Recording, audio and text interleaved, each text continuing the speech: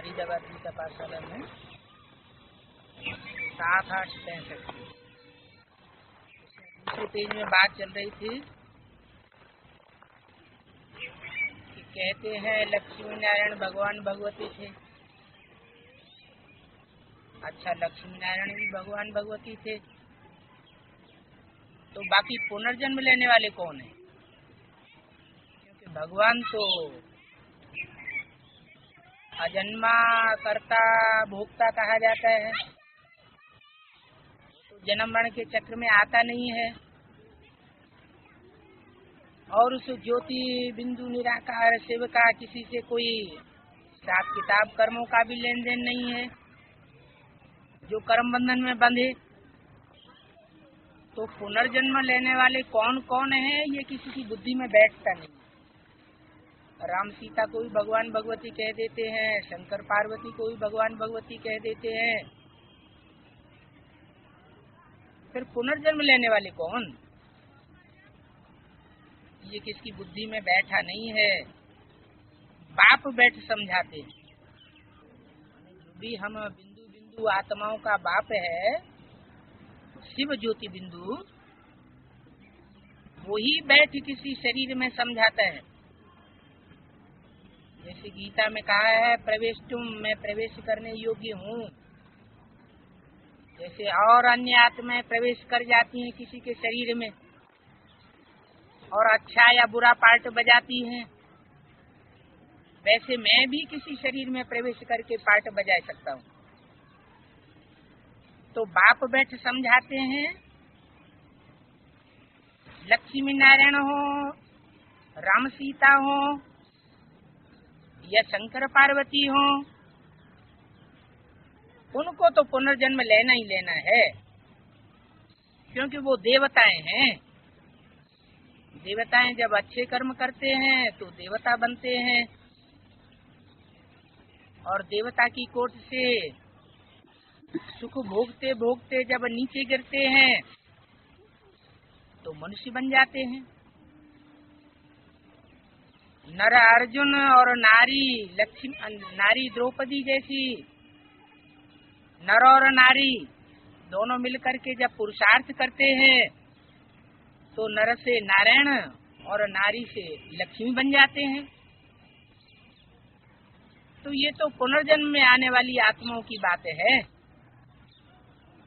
मैं जो निराकार परम ब्रह्म परमेश्वर हूँ वो कभी पुनर्जन्म में नहीं आता हूँ, माने गर्भ से जन्म नहीं लेता हूँ। मेरा दिव्य जन्म है, मैं गर्भ में प्रवेश न हो करके कोई शरीर में प्रवेश होकर के अपना पार्ट बजाता हूँ। लक्ष्मी नारायण सतयुग में सूर्यवंशी थे, फिर चंद्रवंशी बने। अनेक जन्म लेते लेते आत्मा की कला कम होती जाती है। सतयुग में 16 कलाएं संपूर्ण होते हैं, त्रेता में 2 कलाएं कम हो जाती हैं, द्वापर में द्वैतवाद आने से तेजी से घटती कला होती है। जैसे कोई बीज होता है तो कई बार जब बोया जाता है तो उसकी शक्ति क्षीण हो जाती है। कोई भी परिष्कृत बीज होता है, पहले पहले उसमें ज्यादा दाने निकलते हैं, ज्यादा फल निकलते हैं, दोबारा बोया जाता है तो पहले की अपेक्षा कम फल देने वाला बनता है, उसका पौधा भी छोटा होता जाता है। ऐसे ही ये ज्योति बिंदु बिंदु आत्माएं हैं, उस परम पिता परमात्मा शिव की संतान है। बाप और बच्चे का रूप एक जैसा होता है। सांप का बाप सांप जैसा ही लंबा होगा, हाथी का बाप भी हाथी जैसा लंबा चौड़ा होगा। तो हम जो बिंदु बिंदु आत्माएं हैं, जिनकी यादगार ज्योति बिंदु मस्तक में बिंदु लगाया जाता है या स्मृति में टिकने की निशानी टीका लगाया जाता है, वो ज्योति बिंदु आत्माएं भी परम पिता परमात्मा शिव की तरह ज्योति बिंदु हैं। अब शिव बाप को याद करने के लिए भक्ति मार्ग में ऋषियों मुनियों ने उस ज्योति बिंदु का बड़ा आकार शिवलिंग बनाई दिया। वो शिवलिंग सिर्फ भारत में ही नहीं पूजा जाता है, विदेशों में भी जहाँ जहाँ खुदाइयाँ हुई हैं, चाहे ग्रीस में हुई हो, मेसोपोटामिया में हुई हो, मोहनजोदड़ो हड़प्पा की खुदाई में हुई हो, हर जगह वो 5000 4000 वर्ष पुराने शिवलिंग मिले हैं, जो उसकी यादगार को आज तक भी कायम बताते हैं कि वो ज्योति बिंदु का बड़ा आकार शिवलिंग बहुत पुराना समय से पूजा चला आता है। तो वो जन्म मरण के चक्र में नहीं आता, वो पुनर्जन्म नहीं लेता। अगर वो भी पुनर्जन्म में आने लगे तो हम जन्म मरण के चक्र में आने वाली आत्माओं को छुड़ाने वाला इस संसार में कोई नहीं, इसलिए वो एक तुरीय आत्मा है। बाकी लक्ष्मी नारायण, राम सीता, शंकर पार्वती, ये सब देवताएं तो हैं, जो अच्छे कर्म करके देवताएं बनते हैं, सुख भोगते भोगते नीचे गिरते हैं तो मनुष्य बनते हैं, और संग के रंग में आकर के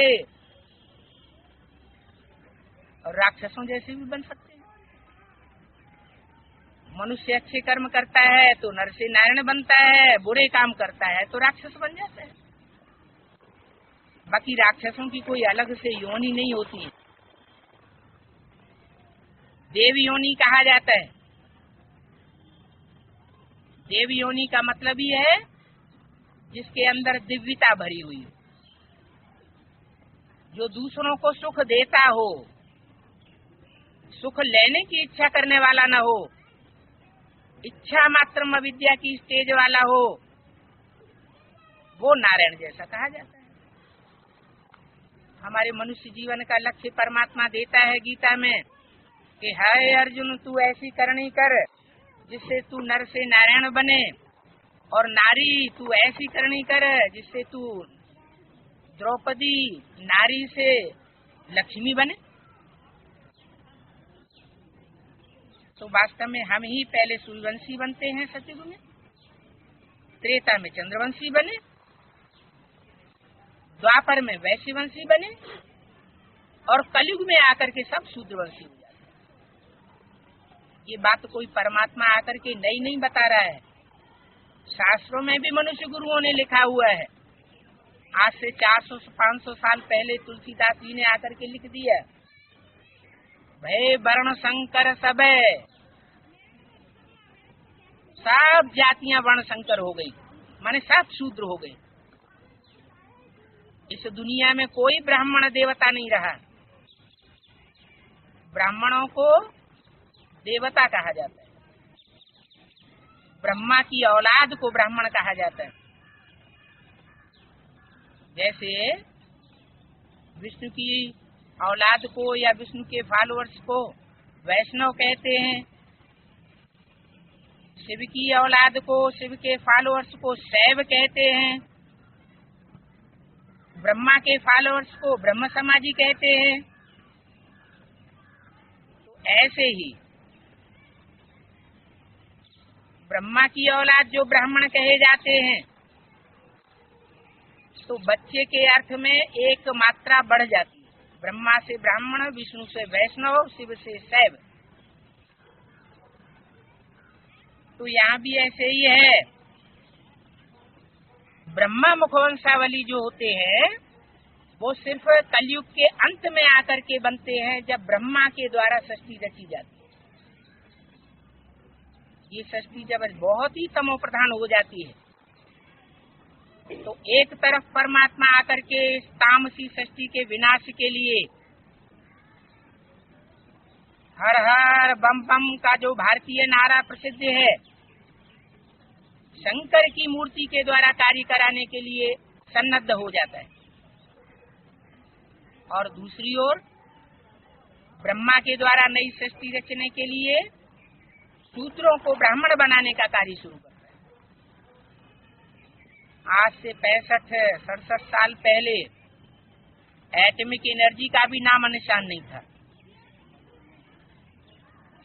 और ढेर के ढेर जो भगवान आए हुए हैं, भगवान बन करके बैठे हुए हैं इस भारतवर्ष में, वो भी नहीं थे।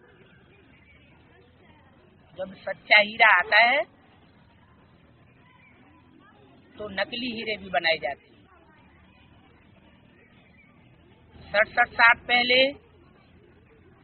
1936 में जब सारे भारतवासियों की एक ही आवाज थी, हे पतित पावन आओ, गांधी जी के साथ मिलकर के एक आवाज से, वाइब्रेशन से परमात्मा को खींच रहे थे। उस समय उनके अनजान में परमात्मा इस धरती पर आ चुका था और आकर के उसने दोनों ही कार्य इस धरती पर शुरू कर दिए। एक तरफ एटॉमिक एनर्जी का निर्माण शुरू हुआ। उस समय कोई नाम निशान भी नहीं जानता था कि एटम बम क्या चीज होती है, क्योंकि हमारी भारतीय परंपरा में शंकर के नाम के साथ हर हर बम बम शब्द जुड़ा हुआ है।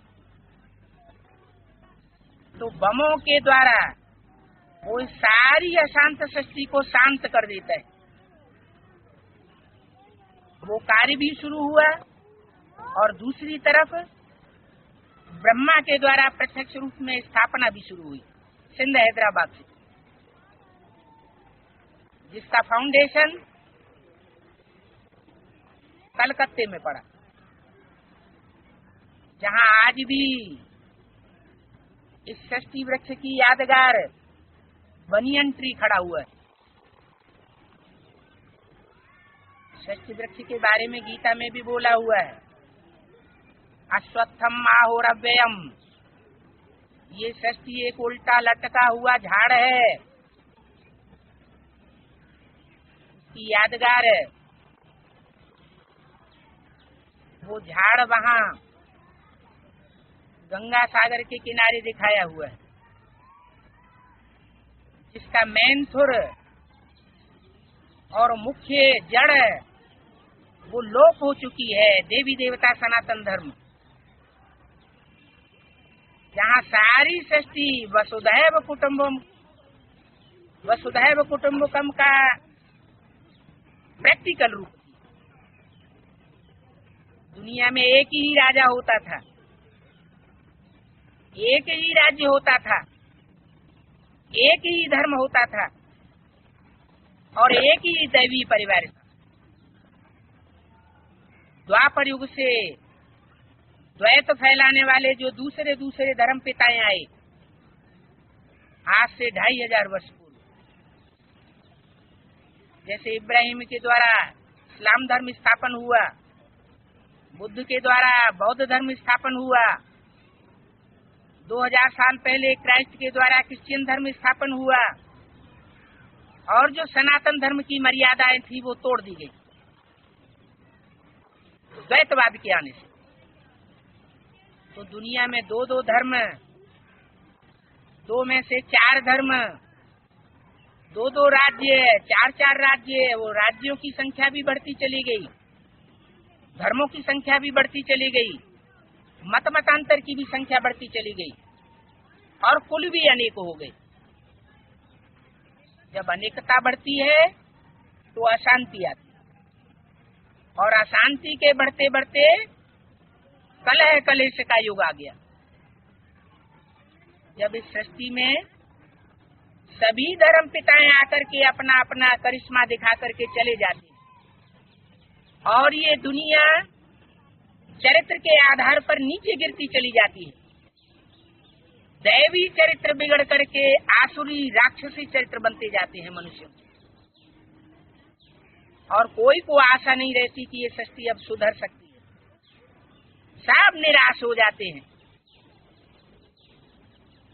तब भारत में भगवान आता है और बताता है कि बच्चे, मैं एक निराकार परम ब्रह्म परमेश्वर ऐसा हूँ जो इस सृष्टि को आकर के सुधारता हूँ, कलयुग से सतयुग बनाता हूँ, झूठ खंड को सचखंड बनाता हूँ। मैं पुनर्जन्म नहीं लेता हूँ, और बाकी जितने देवता हैं, चाहे राधा कृष्ण हो, चाहे राम सीता हो, चाहे लक्ष्मी नारायण हो, वो सब पुनर्जन्म में आते रहते हैं। पुनर्जन्म में आते आते जिंदगी के सुख भोगते भोगते आत्मा रूपी बीज कमजोर होता जाता है। इसका मिसाल है, आज से 400 साल 500 साल पहले महाराणा प्रताप की तलवार आज भी म्यूजियम में रखी हुई है। हम सामान्य लोग उस तलवार को उठा नहीं सकते, क्योंकि उनका लंबा चौड़ा शरीर था। उस समय आत्मा रूपी बीज में पावर थी, तो शरीर रूपी झाड़ भी पावरफुल था। अब हम भारतवासियों के शरीर आत्मा के तमो प्रधान होने के कारण तामसी बन गई, आंखें अंदर घुस गई, शरीर बेडोल हो गए और विकृत सुख भोगते भोगते हमारी आत्मा में विकृति आने के साथ साथ शरीर भी पूरे बीमार धीमार दुखी रोगी परेशान हो। अभी परमात्मा बाप आकर के बताए रहे कि बच्चे जो भी देवताएं हैं उन सबको पुनर्जन्म लेना है।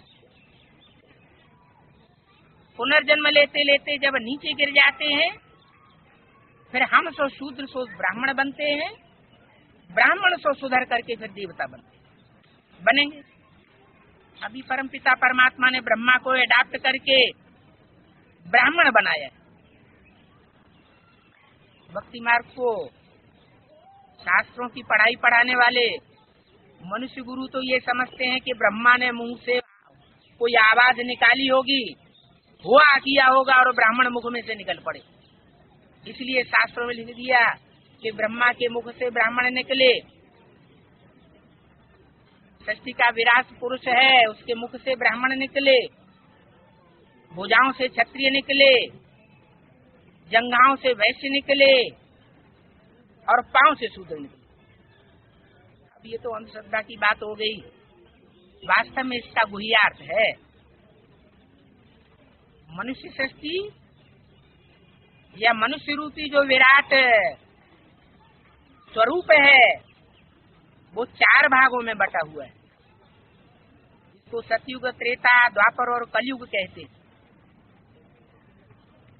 जैसे कोई ड्रामा होता है, कोई नाटक होता है, उसमें 4 सीन होते हैं, वैसे ही ये वर्ल्ड ड्रामा है जिसमें ये 4 सीन नुदे हुए हैं। सतयुग त्रेता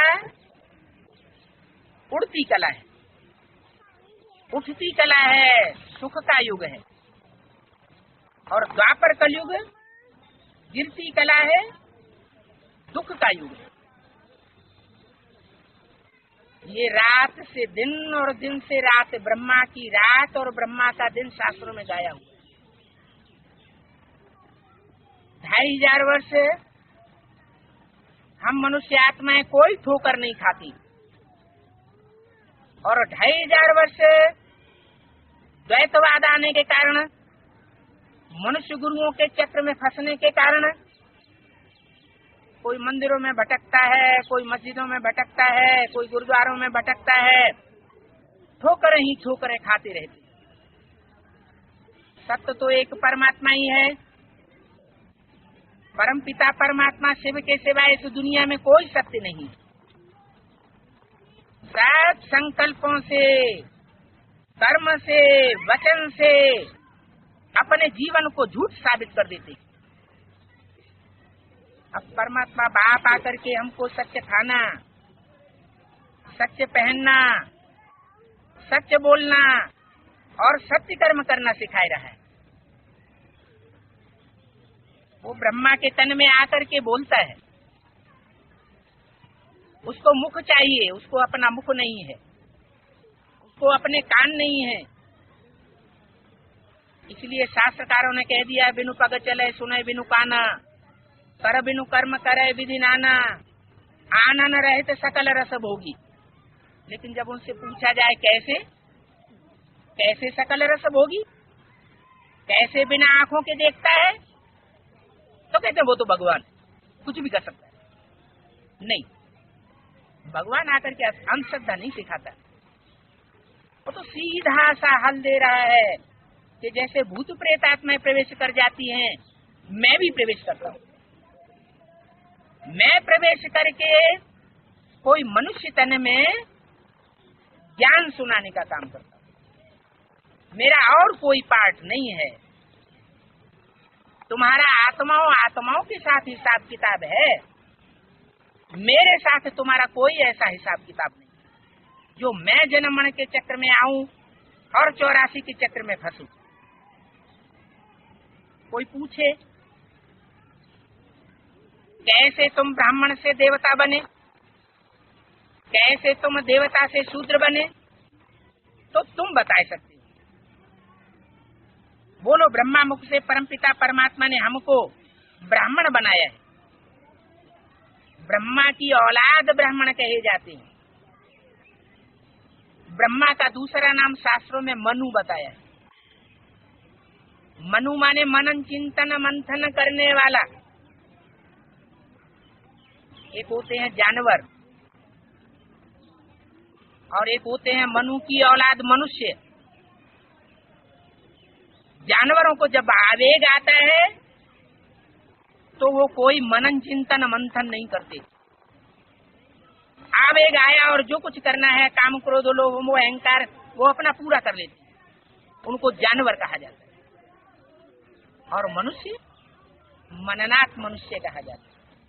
जो मनन चिंतन करता है वो मनुष्य कहा जाता है। कोई भी काम करने से पहले मन का उपयोग मनुष्य करता है। तो ये बात परमात्मा बाप आते कि ब्रह्मा के मुख से हम बच्चों को समझाते हैं, बच्चे इस मन को पहले जीतना है। मन ते हारे हार, मन ते जीते जी। मन को कंट्रोल कर लिया तो ये 10 इंद्रियां, 5 ज्ञानेंद्रियां और 5 कर्मेंद्रियां, ये सब कंट्रोल में आ जाती। जब ये कंट्रोल में आ जाएंगी तो रावण के जो 10 सिर हैं, जो सारी दुनिया को डोलायमान कर रहे हैं, काम क्रोध लोभ मोह अहंकार और प्रकृति के 5 तत्व, पृथ्वी जलवायु अग्नि आकाश, ये सब तुम बच्चों के सहयोगी बन जाए। तुम्हारे ऊपर है सारा मदार इस सृष्टि को परिवर्तन करने का। लेकिन ये सब सिखाने वाला कौन है? बोलो, बाप ही पतितों को पावन बना। वो बाप बनता है इस सृष्टि पर आकर, माता भी बनता है। इसलिए पहला रूप आता है ब्रह्मा। क्या साधारण जो सृष्टि रची जाती है, मनुष्य जो हद की सृष्टि रचते हैं, तो बच्चा पहले किसके संपर्क में आता है? माँ के संपर्क में आता है, माँ को पहचानता है। ऐसे ही परमात्मा बाप जिस मनुष्य तन में प्रवेश करते हैं, वो मृदुल पार्टधारी आत्मा है, कृष्ण की सोल, जिसके लिए शास्त्रों में कहा गया, हे कृष्ण नारायण वासुदेव। वो दोनों ही एक ही आत्मा है, नारायण अथवा कृष्ण। वो जन्म मरण के चक्र में आते आते आखिरी जन्म में आकर के सिंध हैदराबाद में दादा लेखराज ब्रह्मा के रूप में जन्म ले लिया। कलकत्ते में जाकर के उनकी जवाहरात की दुकान बनती है और वहाँ वो अपना धंधा करते। 60 वर्ष का होने के बाद उनका धंधे में मन नहीं लगता, तो सत्संग में अपनी बुद्धि लगाते हैं और उसी समय उनको भगवान के साक्षात्कार होते हैं, दुनिया का साक्षात्कार होता है और वो साक्षात्कार के आधार पर वायरे हो जाते हैं, क्योंकि उनका अर्थ उन्हें पता नहीं चलता क्या होने वाला है। उन अर्थों को समझने के लिए वो अपने गुरु से पूछते हैं, गुरु उनको कोई समाधान नहीं दे पाता। सोचते हैं एक गुरु हमने जो बनाया हम उसमें फेल हो गए होंगे, हमने अच्छा गुरु नहीं बनाया। बनारस में जाकर के बड़े बड़े अच्छे विद्वान पंडित आचार्य हैं, उनसे जाके पूछो। तो कई महीनों तक बाबा ब्राह्मणों के संग में आए, बनारस की विद्युत मंडली में गए, बड़े बड़े अवधूतों और बड़े बड़े साधुओं से मिले, उनकी शंका का समाधान किसी ने नहीं किया। आखिरी उनकी गुरुओं से श्रद्धा हट गई और वो अपने जीवन पर विचार करने लगे कि हमारे जीवन में ऐसा व्यक्ति कौन है जो हमें सबसे सच्चा साबित हुआ हमारे जीवन में। उनका 10 साल से एक भागीदार था दुकान में, जो उनका लौकिक संबंधी भी था, वो भी जवाहराती था, लेकिन उनके जवाहरातों की दुकान इस कलयुगी संसार में जाती चलती नहीं थी। ब्रह्मा बाबा ने उनको अपना भागीदार बना लिया। जब अपना सत्संग शुरू किया तो ये तय किया कि जितनी भी हमारी करोड़ संपत्ति है उससे तुम ये दुकान संभालो और तुम्हारी रही मेहनत और मेरा रहा पैसा, जो भी कमाई हो उसमें से आधा हमको देते रहना, हम तो जाके सत्संग में। ये त्याग और तपस्या का फल उनको मीठा मिला। भगवान उनमें प्रवेश करके उन्होंने कार्य शुरू किया, लेकिन एकदम शुरुआत में नहीं। पहला जो कार्य है वो उसी भागीदार के द्वारा शुरू होता है। भागीदार वो राम की आत्मा थी। राम और कृष्ण यही इस सृष्टि रूपी रंगमंच के 2 पहिए हैं, जिनको दूसरे धर्मों में एडम और ईव, आदम और हवा कहा जाता है। वही माता पिता का पार्ट बजाते। वास्तव में उनकी आत्माएं माता पिता का पार्ट नहीं बजाती। विश्व सृष्टि के माता पिता बनने के गट्स उनमें नहीं होते हैं। वो सुप्रीम सोल उनमें जब प्रवेश करता है आखिरी जन्म में, तब वो माता पिता का पार्ट बजाते। ब्रह्मा बाबा जब कलकत्ते पहुंचे बनारस से, तो उन्होंने अपने साक्षात्कारों की सारी बात भागीदार के सामने रख दी और भागीदार में परमात्मा शिव ने प्रवेश होकर के उनके साक्षात्कारों का सारा क्लेरिफिकेशन दे दिया। ज्ञान का बीज तो ब्रह्मा के बुद्ध रूपी पेट में पड़ा और वो तल्लीन होकर के सत्संग में सिंध हैदराबाद में अपना कार्य शुरू कर दिया सत्संग का। उस समय वो जो भक्ति मार्ग की गीता है, जो सर्वशास्त्र शिरोमणि गाई जाती है, उसे गीता के ही अर्थ करके सुनाई जाती है। वो गीता उस समय उसके गुह्य अर्थ नहीं खुले थे, तो ऊपर ऊपर की जनरल नॉलेज सुनाई जाती थी। जैसे गीता में आया है, आत्मा का स्वरूप बताया, अणु अणियान समनुस्मरेति है। आत्मा अणु रूप है, तो यह बात बुद्धि में बैठाई गई कि भ्रकुटी के बीच चमकता है जब सचारा, जो ये सिंधियों में कहावत है, वो ये गीता के वाक्य से मिलती हुई बात है। भ्रकुटी के बीच में वो आत्मा रूपी राजा इस शरीर को कंट्रोल करने वाला बैठा हुआ है, जिसकी यादगार में लोग बिंदी या टीका लगाते। ऋषियों महर्षियों ने मनुष्य आत्मिक स्मृति में बना रहे, देह भान में ना आए, देह की स्मृति से परे बना रहे, इसके लिए उन्होंने ये युक्ति बताई थी कि अपने को बिंदु आत्मा समझो, बिंदु मस्तक में धारण करो, टीका लगाओगे तो आत्मिक स्मृति में टिकने की याद बन गई। एक दूसरे को देखने के से स्त्री पुरुष का भान उतना नहीं पकड़ेगा, लेकिन बाद में ये एक परंपरा मात्र रह गई। बिंदी और टीका अपनी जगह लाया जाता रहा, और जो असली अर्थ उसका था वो लोगों को भूल गया। तो ये ज्ञान का बीजारोपण यज्ञ के आदि से ही हो चुका है कि हम बिंदु बिंदु ज्योति बिंदु आत्माएं हैं, और वो बिंदु बिंदु बाप परम पिता परमात्मा वो हमारा बाप, वो भी बिंदु बिंदु आत्माओं का बाप बिंदु है। लेकिन अंतर सिर्फ इतना है कि हम आत्माएं जन्मण के चक्र में आने वाली है, ऊंचते नीच गिरने वाली है जन्म लेते लेते, और वो ऊंचते नीच कभी नहीं होता। वो सदा शिव कहा जाता है। शिव माना कल्याणकारी, वो सदैव ही कल्याणकारी है। देवताएं तो देवियों में कल्याणकारी होते हैं एक दूसरे। जब देवताएं गिरते गिरते नीचे गिरते हैं तो तामसी बन जाते हैं, राक्षसी स्वभाव वाले भी कोई कोई बन जाते हैं, तो वो दुखदायी बन जाते हैं।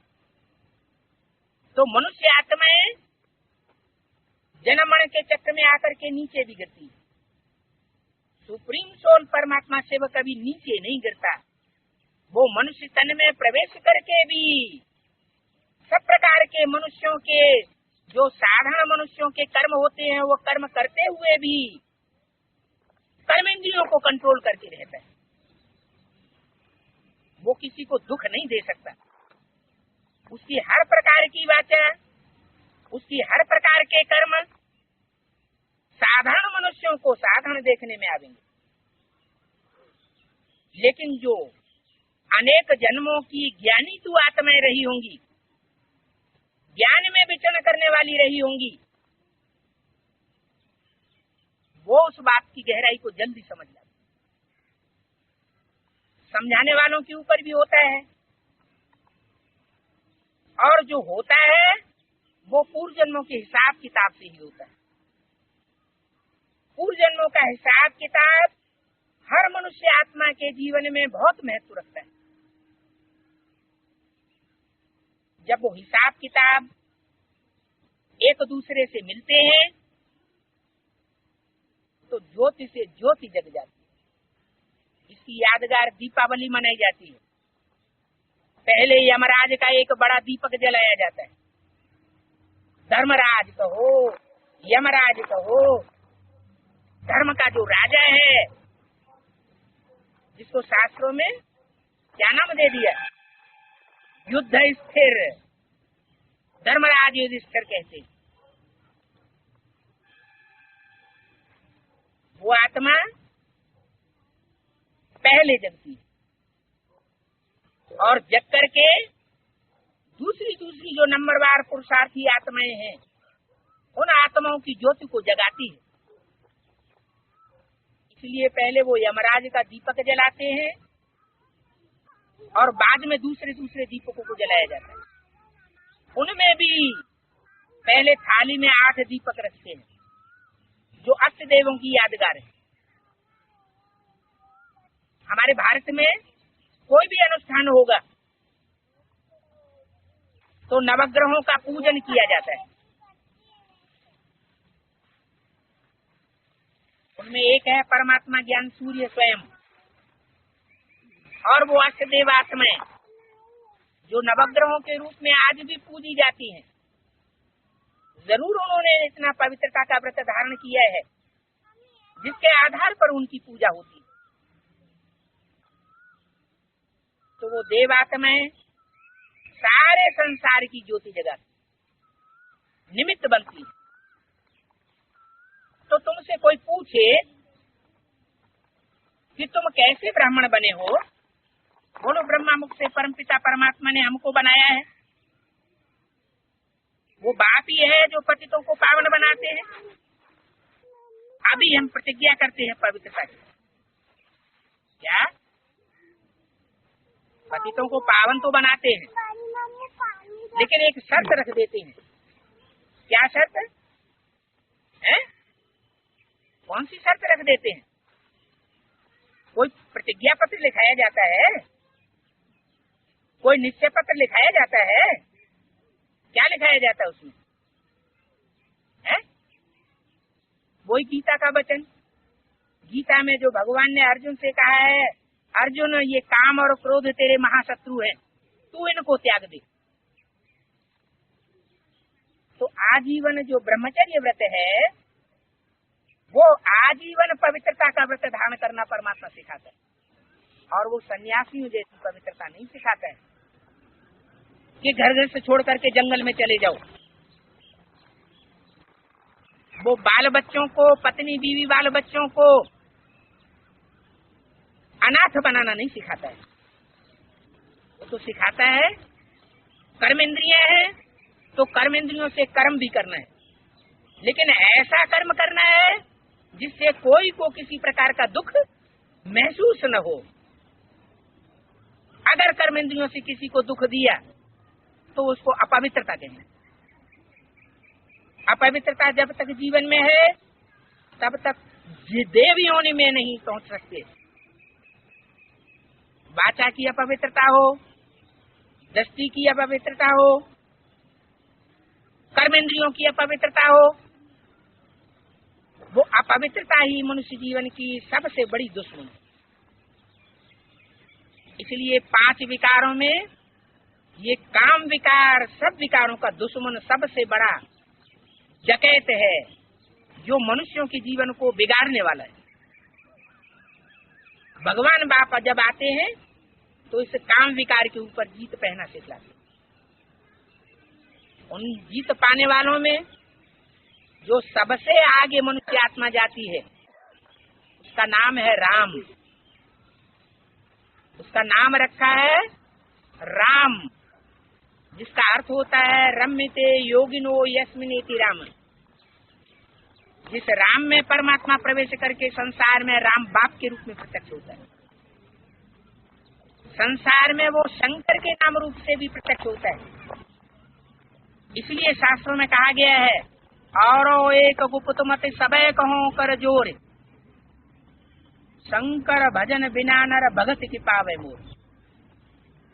माना शिव शंकर की स्मृति के बगैर कोई भी मनुष्य आत्मा राम की अनुकंपा प्राप्त नहीं कर सकती। क्यों? क्योंकि वो शिव की सोल राम में ही प्रवेश करके, राम के अंतिम जन्म में ही प्रवेश करके संसार का पिता बनती है। इनको शंकर पार्वती कहा जाता है। पितरम जगतम पितरम वंदे पार्वती परमेश्वरो। जैसे राधा कृष्ण की आत्मा ब्रह्मा सरस्वती के रूप में संसार में प्रसिद्ध होती है, ऐसे ही राम सीता की आत्मा शंकर पार्वती के रूप में संसार में प्रसिद्ध होती है। तो ये शंकर पार्वती कहो, राम सीता कहो, राधा कृष्ण कहो, ये सब देवताओं के नाम है, ये कोई भगवान नहीं है। उनको सुप्रीम सोल बाप नहीं कहेंगे। सुप्रीम सोल बाप जब शिव इस सृष्टि पर आता है तब ही पतितों को पावन बनाता है। अब पतित पावन कृष्ण क्यों नहीं कहा जाता? पतित पावन राधा क्यों नहीं कहा जाता?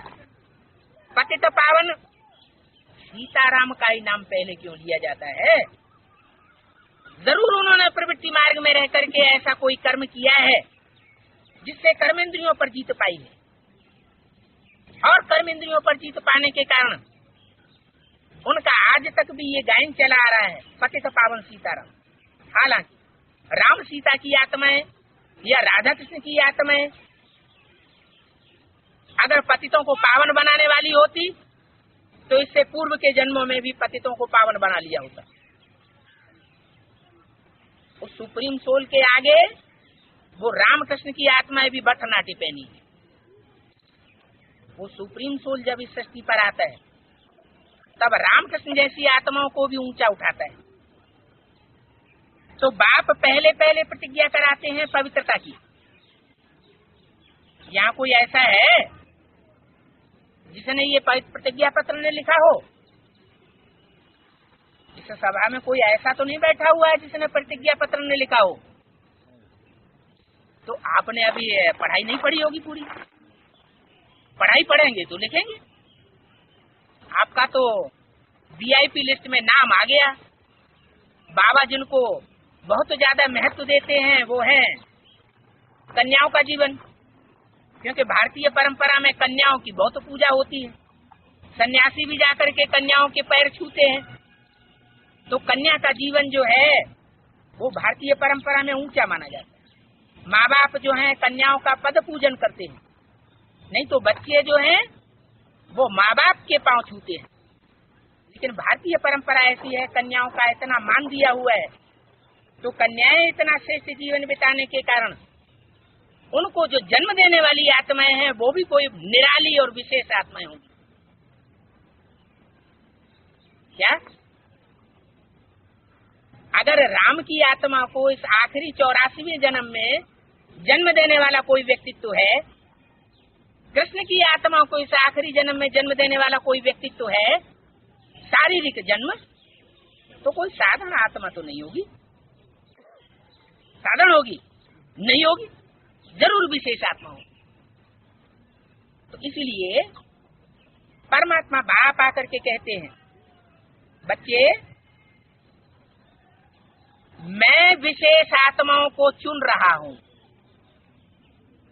क्या लौकिक जीवन में भी दोनों भागीदार थे, रामकृष्ण एक दूसरे के हीरे जवाहरातों के पारखी थे, और इस ब्राह्मणत्व के जीवन में, अलौकिक जीवन में जब आते हैं तो भी जो हीरे रूपी आत्माएं पाठ बजाने वाली हैं उनके पारखी हैं, उन आत्माओं को विशेष महत्व देने वाले हैं।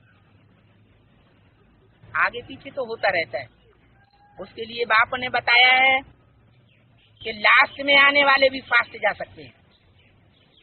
भले कोई ज्ञान में लास्ट में आया हो तो भी आगे जा सकता है। क्यों आगे जा सकता है?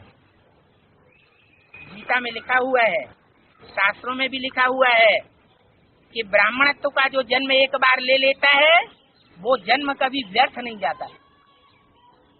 पूर्व जन्म में जिन्होंने ब्रह्मा की औलाद बनने का सौभाग्य प्राप्त कर लिया, वो शरीर छोड़ने के बाद जब इस जन्म में भी आएगा तो वो पूर्व जन्म की कुछ न कुछ प्रारब्ध लेकर के आता है। उस प्रारब्ध के आधार पर उसका पूर्व जन्म का जो ब्राह्मणत्व का जीवन है वो अगले जन्म में ऐड हो जाता है। अभी हमारा सच्चा ब्राह्मणत्व का जीवन है, वो ब्राह्मण तो अपने को ब्रह्मा की औलाद ब्राह्मण कहते हैं, वास्तव में वो ब्रह्मा की औलाद नहीं, क्योंकि ब्रह्मा को उन्होंने पहचाना नहीं है। ब्रह्मा के मुख से निकली हुई बातों पर वो चलते नहीं है। यहाँ तो बाप कहते हैं जो ब्रह्मा मुख की बात माने वो पक्का ब्रह्म, जो अपने जीवन में पवित्रता का व्रत धारण करे वो पक्का ब्रह्म। वैसे भी जितने भी राजाएं हुए हैं हिस्ट्री में देख लो, जो भी अपने बड़े बड़े मंत्रियों महामंत्रियों को अमात्यों को बनाते हैं तो वो ब्राह्मणों का चुनाव करते हैं। क्यों करते हैं? क्योंकि ब्राह्मण जीवन को पवित्र मानते हैं। इसलिए बाबा ने कहा कोई तुमसे पूछे तुम कैसे ब्राह्मण बने हो तो बताओ कि हम ब्रह्मा के मुख से, डायरेक्ट ब्रह्मा के मुख से ज्ञान सुन करके हम ब्राह्मण बने। जो शास्त्रों में गायन है ब्रह्मा के मुख से ब्राह्मण निकले, कोई मशीन नहीं रखी होती है जिसमें से ब्राह्मण निकले, ये तो प्रैक्टिकल बातें हैं। तो बोला अभी हम प्रतिज्ञा करते हैं पवित्रता की, बाप को याद करने से ही हम पावन बनते हैं। क्या तरीका क्या बताया? हम आत्मा भल पतित बन गई है। ज्योति बिंदु आत्मा अनेक जन्म लेते लेते जैसे बीज कमजोर हो जाता है, सुख भोगते भोगते कमजोर हो जाता है, ऐसी आत्मा रूपी बीज भी सुख भोगते भोगते कमजोर हो गया। तो ये बिंदु आत्मा जब कमजोर हो जाती है, तामसी बन जाती है, काली बन जाती है, तब परमात्मा बाप आकर के तरीका बताते कि बच्चे जैसे तुम ज्योति बिंदु आत्मा हो, प्रकृति में चमकता हुआ अजब सितारा हो जिसकी रोशनी आंखों से निकल रही है। ये आंखों से निकलने वाली जो रोशनी है ये उस आत्मा सितारे की रोशनी है। जब इस शरीर को छोड़ करके ये आत्मा निकल जाती है तो ये शरीर में जो आंखें हैं वो बटन जैसी हो जाती, उनमें कोई भी रोशनी नहीं रहती, क्योंकि आत्मा स्वयं प्रकाश स्वरूप है, अणुरूप है, ज्योति स्वरूप है। उस ज्योतिर्लिंगम का यादगार आज भारतवर्ष में 12 लिंगों के रूप में पूजा जाता है। ज्योति बिंदु बिंदु आत्माओं का बाप सुप्रीम सोल ज्योति बिंदु शिव, वो भी ज्योति बिंदु है। वो इस सृष्टि पर जब आता है, कोई मनुष्य तन में प्रवेश करता है, तो ये बात बताता है कि बच्चे तुम देह भान को छोड़ दो। ये देह का भान जो है बहुत नीचे गिराने वाला है। मैं डॉक्टर हूँ, मैं मास्टर हूँ, मैं प्रोफेसर हूँ, मैं ब्राह्मण हूँ, पंडित हूँ, मैं राजा हूँ, मैं रानी हूँ। ये देह के टाइटल हैं, आत्मा के टाइटल नहीं। अगर एक दूसरे को आत्मिक दृष्टि से देखें तो सब परमात्मा के बच्चे आत्मा आत्मा भाई भाई, भाई बहन भी नहीं है, भाई भाई है। अगर भाई भाई की दृष्टि में टिकेंगे तो कोई ऊंची नीचे नहीं रह जाता। जब ऊंचे नीचे नहीं रह जाता तो किसी पर क्रोध आने की भी बात नहीं रहती, काम और क्रोध की भी बात नहीं रहती। ये स्त्री चोला हमने भी कई जन्म धारण किया होगा, ये पुरुष चोला हमने भी कई जन्म धारण किया होगा। तो ये तो डब्बा है, डब्बे का रूप बदलता रहता है। असली जो चीज है स्मृति में रखने की, वो है ज्योति बिंदु आत्मा, स्टार, जो भ्रकुटी के मध्य में चमक रहा है। इन आंखों से देखने में नहीं आता। इन आंखों से देखने में तो मलेरिया के कीटाणु जो एक बूंद में सैकड़ों की तादाद में होते हैं, वो भी नहीं देखने में आते। तो क्या मलेरिया के कीटाणु नहीं होते? अभी तो डॉक्टरों ने ऐसा यंत्र निकाल दिया, उन कीटाणुओं को वो देख लेते हैं। तो ऐसे ही परमात्मा भी हमको दिव्य बुद्धि का ऐसा यंत्र दे रहा है, आत्मिक स्थिति में टिकने का ऐसा यंत्र दे रहा है, जिससे हम अपनी आत्मा के भी अनेक जन्मों के पार्ट को जान सकते हैं और परमात्मा को भी पहचान सकते हैं। परमात्मा बाप सुप्रीम सोल अभी हमको बताए रहा है कि तुम देह की स्मृति से, मिट्टी की स्मृति से मिट्टी जैसी बुद्धि वाले बन गए। चोरों का जो संग करेगा, डकैतों का जो संग करेगा, तो उसकी बुद्धि में चोर डकैतों के संस्कार आएंगे या नहीं आएंगे? आएंगे ना। ऐसे ही हम अगर मन बुद्धि से देह को याद करते रहेंगे, चाहे अपनी देह को कि मैं बड़ा मिनिस्टर हूं, और चाहे दूसरों की देह को, तो देह तो मिट्टी है, वो मिट्टी मिट्टी में मिल जाने वाली है। लेकिन इस मिट्टी के अंदर जो आत्मा हीरा है वो शाश्वत है, वो कभी नष्ट होने वाला नहीं है। हाँ, तामसी बन चुका है। उस तामसी को सात्विक बनाने के लिए वो जनरेटर आया हुआ है, जो पावर की खान है, सुप्रीम सोल, जो कभी नीचे नहीं गिरता, सदा शिव कहा जाता है। उस ज्योति बिंदु शिव को अगर हम याद करेंगे तो आत्मा की बैटरी चार्ज हो जाएगी। आत्मा की बैटरी जितनी जितनी चार्ज हो जाएगी इस एक जन्म में, अंतिम जन्म में, उतनी हम पावरफुल आत्मा बन जाएंगे। ऐसे तो दुनिया में 500-700 करोड़ मनुष्य आत्माएं, ये 700 करोड़ की 600 करोड़ की आबादी अब होने जा रही है। वो लास्ट में ऐसी उतरने वाली आत्माएं हैं ब्रह्मलोक से जो मनन चिंतन मंथन को जानती ही नहीं, कीड़े मकोड़ों की सदस्य हैं। इसलिए मुरली में बाप ने बताया है कि असली मनुष्य आत्मा है 500 करोड़। 500 करोड़ मनुष्य आत्माओं का बाप मैं इस सृष्टि पर आया हूँ मनुष्यों को देवता बनाने। तो चाहो तो आत्मा रूपी बैटरी को अभी चार्ज कर सकते हैं। तुम्हारी आत्मा रूपी बैटरी डिस्चार्ज हो चुकी है। इसका प्रूफ ये है कि देवताओं के जो चित्र हैं वो कितने आकर्षण में दिखाए जाते हैं। बड़ी बड़ी आकर्षणमय आंखें दिखाई जाती हैं, उनके चेहरों में आकर्षण होता है। आज मनुष्य का आकर्षण, दृष्टि का आकर्षण खत्म होता चला जाता है। आंखें अंदर को धंसती चली जा रही है। इस शरीर के अंदर मुख्य ज्ञानेंद्रियां कौन सी हैं? कहते हैं ना, ये दोनों बच्चे तो मेरी आंखें हैं। आंखों से मिसाल क्यों देते हैं? क्योंकि जो भी 5 ज्ञानेंद्रियां हैं, उनमें आंखें ही सबसे श्रेष्ठ मानी जाती है। दृष्टि का पतन हो जाए तो सृष्टि का पतन हो जाता है। दृष्टि पावन बन जाए तो सारी सृष्टि पावन बन सकती है। ये दृष्टि के ऊपर सारा मदार है। दृष्टि से सृष्टि सुधरती है। इसलिए आज की परंपरा में जो मनुष्य गुरु हैं, उनके लिए भी ये कहते चले आ रहे हैं भक्त लोग, गुरु जी की कृपा दृष्टि चाहिए। वो कृपा दृष्टि की बात नहीं है। यहाँ असली बात है आत्मा का परमात्मा के साथ कनेक्शन जोड़ना।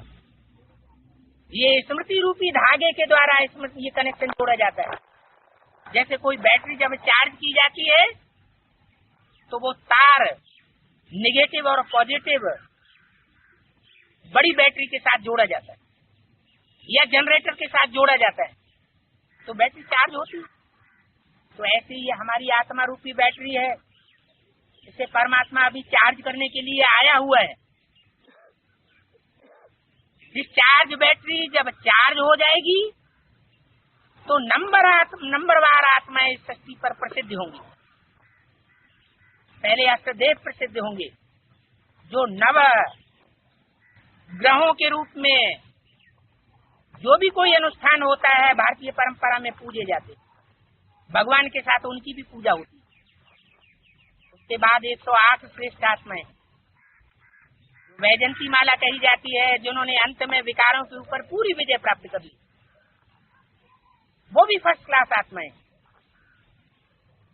उनका चुनाव अभी होने वाला है। वो आत्माएं भी प्रत्यक्षता रूपी जन्म लेने वाली है। जैसे कोई बच्चा होता है, जब तक गर्भ में गुप्त है तो कोई नहीं जानता।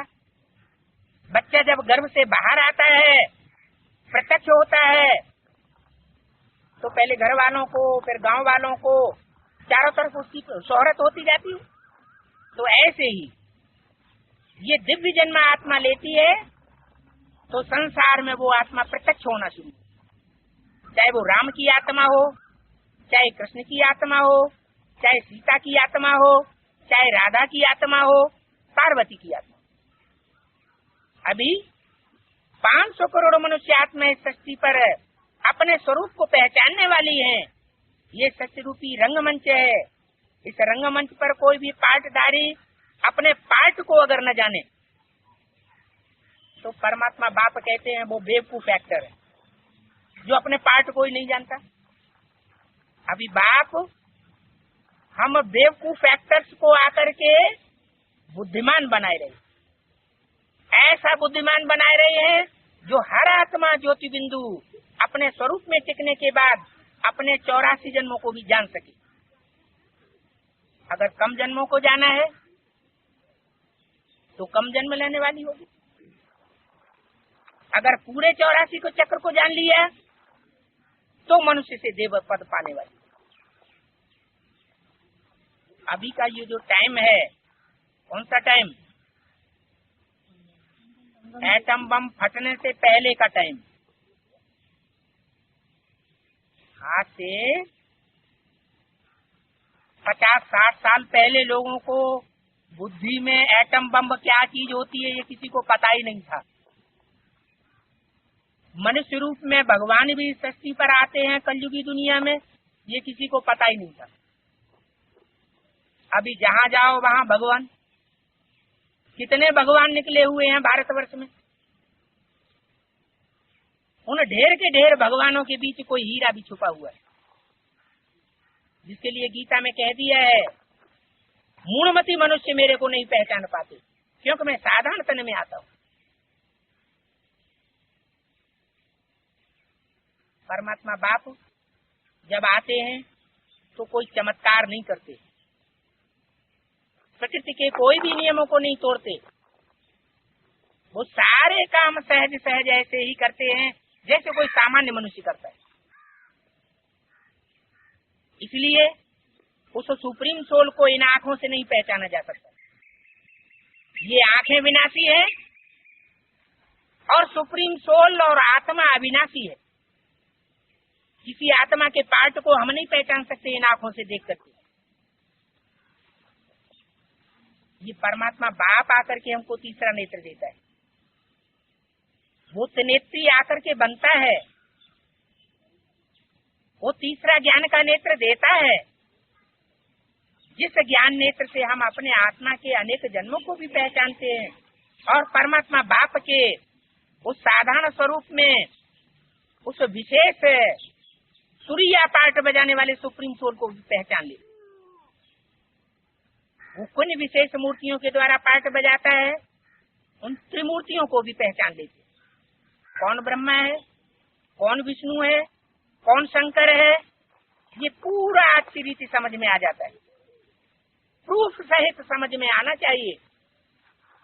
बिना प्रूफ और प्रमाण के बुद्धिमान लोग मानने के लिए तैयार नहीं होते। बुद्धिमानों की बुद्धि परमात्मा से भी सृष्टि पर आया हुआ है, बुद्धि का वरदान देने वाला है, तो हम क्यों न वो वरदान को ले लें। अभी लास्ट चांस है, हम सबका आखिरी जन्म है। एटॉमिक एनर्जी हमारे घरों की सजावट के लिए नहीं बनी हुई है, ये बनी है अपना पूरा कार्य करने के लिए। ये वही महाभारत प्रसिद्ध मूसल हैं, ये वही गीता में प्रसिद्ध भगवान की दाढ़ हैं, जिनके लिए भगवान ने कहा है अर्जुन, ये सारा संसार मेरे ऊपर की और नीचे की दाढ़ों में चबाया जाने वाला है। ये एटॉमिक एनर्जी रूपी एटम बम ऊपर भी तैर रहे हैं और नीचे जमीन में भी सुरंगों में रखे हुए हैं। ये दुनिया काल के गाल में है, बारूद के ढेर के ऊपर बैठी हुई है दुनिया।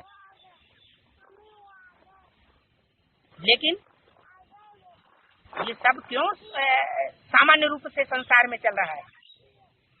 इसलिए चल रहा है कि परमात्मा का जो स्थापना का कार्य है, नई दुनिया बनाने का कार्य है, वो अभी पूरा नहीं हुआ। ये कार्य जब पूरा होता है, स्थापना हो जाती है, राजधानी स्थापन हो जाती है, दैवी राजधानी बन जाती है, तो एटॉमिक एनर्जी अपना काम करना शुरू करती है। एटम बमों के विस्फोट से प्रकृति डोलायमान हो जाती, पृथ्वी डोलायमान होगी, भूकंप आएंगे, तो ये बड़े बड़े अटारियां, महल माड़ियां, जो मल्टी मिलियनर्स के बनाए हुए मल्टी मिलियन मंजिल के जो मकान हैं, वो ताश के पत्तों की तरह उड़ जाएंगे। इससे पहले हम बच्चों को अपना पूरा पुरुषार्थ कर लेना, नहीं तो यही हो जाएगा कि भगवान मिला और भगवान मिलने के बाद भी अपना भाग्य नहीं बना पाया। जो गायन है कि ब्रह्मा भाग्य बांटने के लिए आया और तुम सोए हुए थे क्या, तो ऐसा गायन सार्थक करने वालों की लिस्ट में हमारा नाम नहीं आना चाहिए। हम तो परमात्मा बाप के सिकीलदे बच्चे बनेंगे, हम उसका विरोध करने वाले राक्षसी बच्चे साबित होने वाले नहीं है। शास्त्रों में जो चेहरे दिखाए गए हैं, अजंता, एलोरा, एलिफेंटा की 2000 साल पहले जो गुफाएं बनी थी, उनमें जो चेहरे दिखाए गए हैं, वो चेहरे अभी तैयार हो रहे हैं। चाहे राक्षसी चेहरा बनाए और चाहे दैवी चेहरा बनाए, ये तकदीर की चाबी परमात्मा बाप हमारी मुट्ठी में दे रहा है। और तो दुनिया वाले गाते हैं सिर्फ मुट्ठी में है तकदीर तुम्हारी। वास्तव में अभी हमारी तकदीर हमारी मुट्ठी में है। ओम शांति।